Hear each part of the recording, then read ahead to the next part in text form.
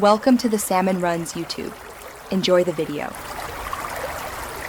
You start by eliminating common system problems. Update your GPU driver using the vendor's clean install and reboot.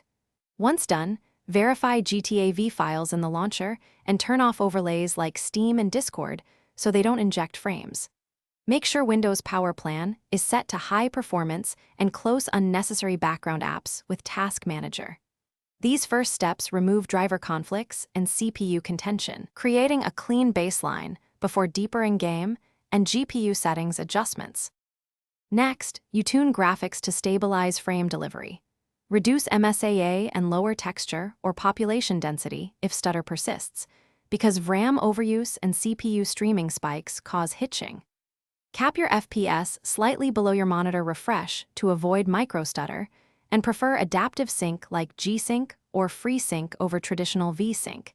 Enable V-Sync only as a last resort. Also assign Gta V high priority in Task Manager and disable frame limiting overlays.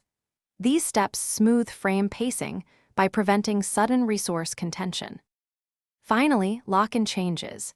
In your GPU control panel, choose Prefer Maximum Performance and raise power limit slightly to stop GPU downshifts.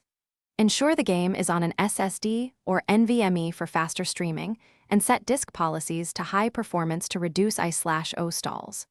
If stuttering continues, do a clean boot to isolate services, monitor CPU/GPU temps to rule out thermal throttling, and reinstall the game as a last resort. If you still have issues, test with minimal mods and report exact symptoms for targeted fixes. Thanks for watching. Consider subscribing if we helped you.